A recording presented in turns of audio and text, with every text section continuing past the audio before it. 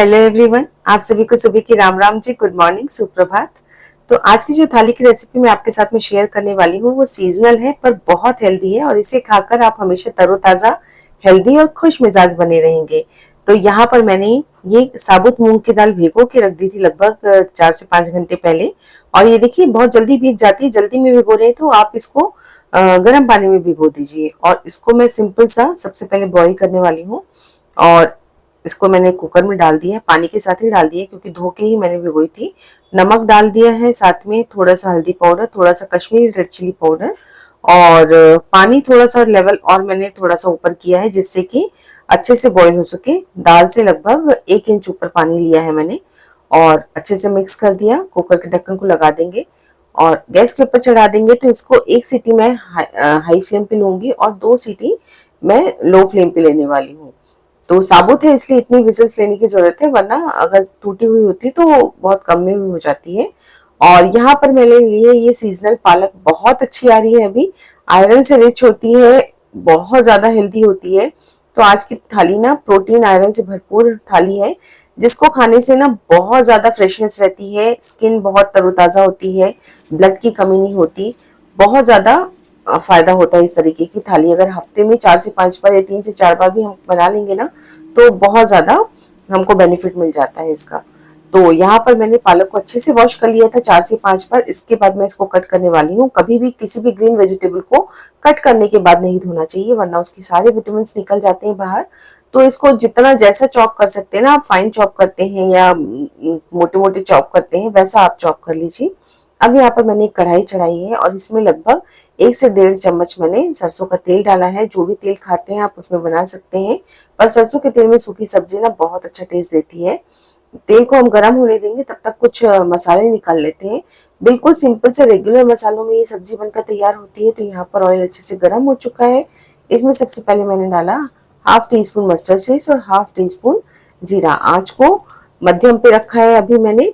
साथ में हींग जरूर डालिएगा, इससे बहुत अच्छा टेस्ट आता है। और इसके बाद यहाँ पर मैंने थोड़ा सा अदरक लहसुन चॉप करके रखा था, साथ में हरी मिर्च 2 चॉप करके रखी है, उनको डाल देंगे धीमी आंच पे। अब यहाँ पर मैंने आंच को धीमा कर देना है और धीमी आंच पे इसको हल्का सा कलर चेंज होने तक मैंने इसको भून लिया है। और यहाँ पर मैंने एक प्याज को बारीक चॉप करके रखा था, उसे भी डाल देंगे। तो प्याज खाते हैं तो डालिएगा, वरना इस स्टेज पे ना आप यहाँ पर प्याज को स्किप भी कर सकते हैं।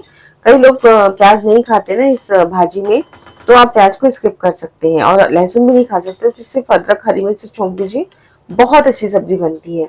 हल्का सा गोल्डन ब्राउन होने तक देखिए मैंने प्याज को भून लिया है। और यहाँ पर मैंने एक मीडियम साइज का आलू ना थोड़े मोटे मोटे पीसेस में कट करके रखा है। तो बहुत बारीक अगर कट करेंगे ना भाजी के साथ में, वो हमेशा क्या होता है टूट सा मैशी सा हो जाता है आलू बाद में। तो थोड़े से बड़े बड़े पीसेस में कट करिएगा जिससे कि बहुत अच्छे चंक्स बने रहते हैं आलू के एंड तक। साथ में यहाँ पर मैंने नमक डाल दिया है। अभी यहाँ पर सिर्फ आलू और प्याज के हिसाब से मैंने नमक डाला है। अब इसको ना थोड़ा भूनने देंगे। तो क्या होता है प्याज के साथ में मैं इसको लगभग भून लेती हूँ। तो क्या होता है कि जो आलू के ऊपर ना एक हल्का सा भुना वाला जो क्रस्ट आ जाता है ना, बहुत टेस्टी लगता है। उसके कारण सब्जी का स्वाद भी बिल्कुल नेक्स्ट लेवल पे पहुंच जाता है। आप कुछ रेगुलर मसाले जैसे कि थोड़ा सा हल्दी पाउडर, थोड़ा सा कश्मीरी रेड चिली पाउडर और हाफ टी स्पून धनिया पाउडर डाला मैंने। तीखी लाल मिर्च पाउडर नहीं डाला है क्योंकि मैंने हरी मिर्चों का इस्तेमाल किया है। बिल्कुल धीमी आंच पे कुछ सेकंड्स के लिए इसको भून लेंगे। साथ में यहाँ पर मैंने लगभग 2 छोटे से टमाटर मैंने अच्छे से बारीक बारीक चॉप करके रखे हैं, उनको भी डाल देंगे। टमाटर डालने के बाद में इसको थोड़ा सा फ्राई कर लेंगे जिससे कि टमाटर अच्छे से सॉफ्ट हो जाएंगे। और टमाटर जैसे ही थोड़े से सॉफ्ट हो गए, लगभग 2 से 3 मिनट मैंने लो फ्लेम पर या लो टू मीडियम फ्लेम पर भून लिया। उसके बाद यहाँ पर सारी की सारी हम पालक डाल देंगे।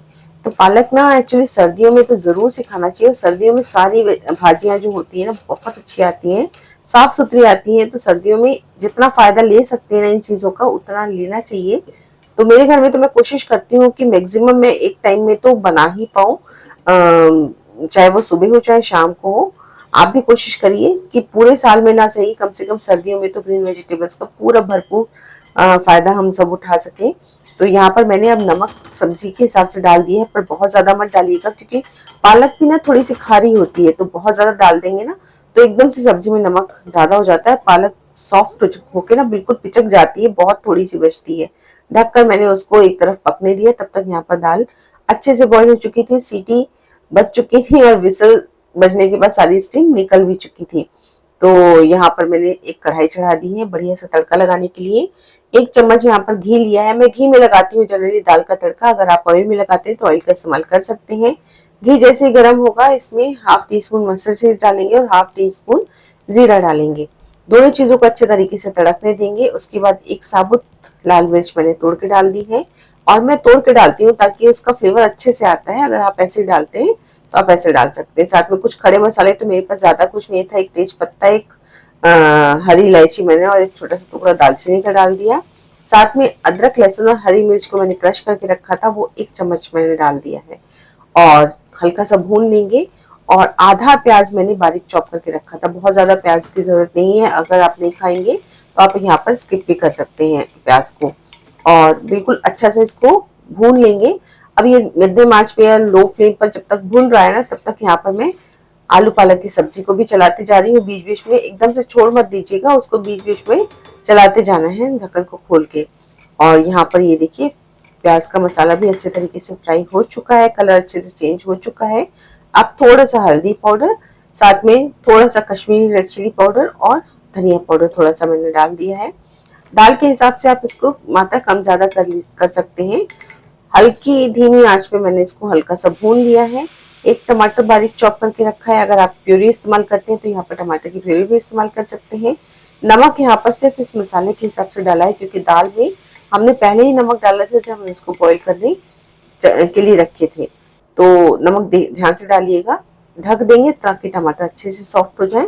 लगभग 2 मिनट के बाद देखिए टमाटर बहुत अच्छे तरीके से सॉफ्ट हो चुके हैं। इसको अच्छे से मैश कर लेंगे और टमाटर बढ़िया से भून चुके हैं, मसाला बहुत अच्छे से तैयार हो चुका है। बस अब इसमें हम पूरी उबली हुई दाल को डाल देंगे। बहुत हेल्दी और बहुत टेस्टी दाल बनकर तैयार होती है, बहुत डाइजेस्टिव होती है। इस तरीके का खाना खाने से ना कोई अपच कुपच किसी तरह का कोई प्रॉब्लम नहीं होता है, बहुत ही हेल्दी होता है। और दाल को मैंने दोबारा से थोड़ा सा एक बॉईल आने दिया है, अच्छे से बॉईल हो चुकी है और ये बहुत शानदार साबुत मूंग की दाल बनकर तैयार हो चुकी है, बहुत टेस्टी लगती है। और चलिए तब तक हमारी सब्जी भी अच्छे तरीके से फ्राई हो चुकी है। देखिए अगर आलू बड़े बड़े पीसेस में कट करके डालते हैं तो आलू के चंक्स बाद में एंड तक रहते हैं, वरना ना ये कई बार मैशी से हो जाते हैं भाजी के साथ में। तो पालक की भाजी भी तैयार हो चुकी है, दाल भी तैयार हो चुकी है। चलिए फटाफट से हमारी हेल्दी थाली को लगा लेते हैं। सबसे पहले मैंने इसमें डाला है मूंग की दाल। देखने से कितनी बढ़िया टेम्पटिंग लग रही है, बहुत टेस्टी लगती है। और साथ ही साथ में गर्मा गर्म आलू पालक की सब्जी। और यहाँ पर इसको और हेल्दी बनाने के लिए मैंने यहाँ पर एक खीरा कट किया है। खीरा को भी जितना खा सकते हैं उतना खाना चाहिए, बहुत हेल्दी होता है। साथ ही साथ में गर्मा गर्म रोटियां। तो ये है मेरी आज की हेल्दी लंच की थाली, जो झटपट से तैयार हो जाती है। तो अब मैं इसको आपको टेस्ट करके बताती हूँ कि वाकई में बहुत टेस्टी बनी है। मेरे घर में सब लोग इस तरह के खाने बहुत पसंद करते हैं, तो मैं तो टेस्ट करके बता रही हूँ कि बहुत टेस्टी बनी है। आप जरूर से इसको एक बार ट्राई कीजिएगा और तभी आप जान पाएंगे कि इस तरीके की थाली बहुत अच्छी बनती है। ऑफ कोर्स बहुत लोग बनाते ही हैं। तो रेसिपी अच्छी लगी हो तो लाइक कीजिएगा, कमेंट कीजिएगा। मिलती हूँ अगली रेसिपी में, तब